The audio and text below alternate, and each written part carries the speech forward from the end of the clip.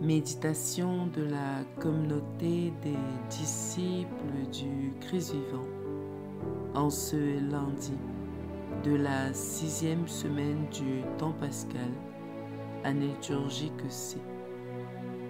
Évangile de Jésus-Christ selon saint Jean, au chapitre 15, verset 26, jusqu'au chapitre 16, verset 4a. En ce temps-là, Jésus disait à ses disciples, « Quand viendra le défenseur, que je vous enverrai d'auprès du Père, lui, l'Esprit de vérité, qui procède du Père, il rendra témoignage en ma faveur. Et vous aussi, vous allez rendre témoignage, car vous êtes avec moi depuis le commencement. Je vous parle ainsi pour que vous ne soyez pas scandalisés. On vous exclura des assemblées. Bien plus, l'heure vient où tous ceux qui vous tueront s'imagineront qu'ils rendent un culte à Dieu. Ils feront cela parce qu'ils n'ont connu ni le Père ni moi. Eh bien, voici pourquoi je vous dis cela.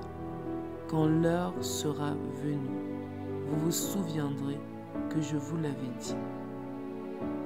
Acclamons la parole de Dieu. Méditation. Frères et sœurs bien-aimés, rendons grâce à Dieu pour toutes les merveilles qu'il accomplit dans nos vies. Aujourd'hui encore, il nous accorde gracieusement et gratuitement le souffle de vie. Dans le texte de l'Évangile que l'Église nous propose pour la méditation quotidienne, Jésus promet d'envoyer l'Esprit Saint une fois qu'il aura quitté le monde.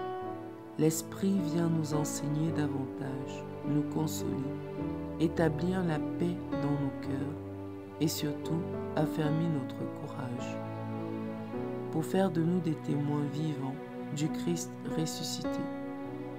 Il nous donne en effet de renoncer aux illusions de ce monde pour tendre vers la réalité d'en haut.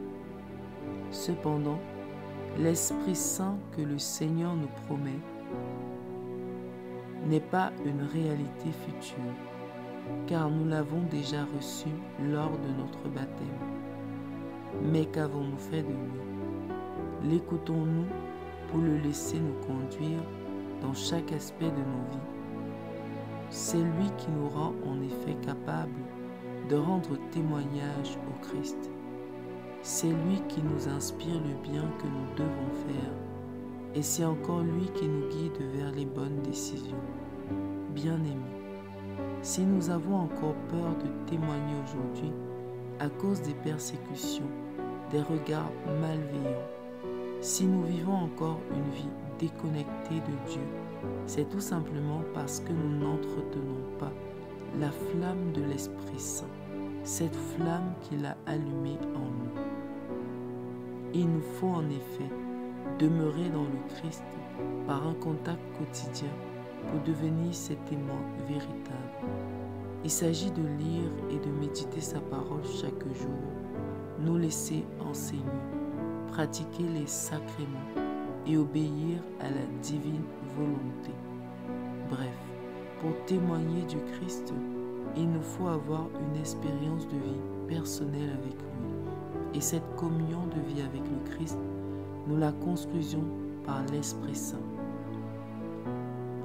La meilleure chose que nous pouvons faire dès aujourd'hui pour notre croissance spirituelle, c'est donc de nous ouvrir à l'action de l'Esprit Saint dans notre vie, l'accepter, l'accueillir et surtout écouter ses divines inspirations. Ainsi, il prendra le contrôle de nos vies et nous conduira assurément vers le Christ. Prions. Dieu notre Père, nous te rendons grâce pour le don de l'Esprit Saint. Fais-nous prendre conscience de sa présence dans nos cœurs et donne-nous de l'écouter à chaque instant, afin que par lui nous puissions avancer sans détour vers toi et témoigner de ta bonté auprès de nos frères et sœurs. intercession. Seigneur Jésus, nous te présentons tous ceux qui sont persécutés dans le monde à cause de leur témoignage de foi. Fortifie et console-les par ton Esprit Saint, afin qu'ils ne laissent pas les circonstances difficiles les éloigner de toi. Maman Marie, Mère des persécutés, intercède pour nous. Exercice spirituel. Invoquer et chanter l'Esprit Saint au cours de la journée. Lui confier notre désir de marcher avec lui au quotidien. Loué soit Jésus-Christ à jamais. Méditation rédigée par Minette Miafo de la communauté des disciples du Christ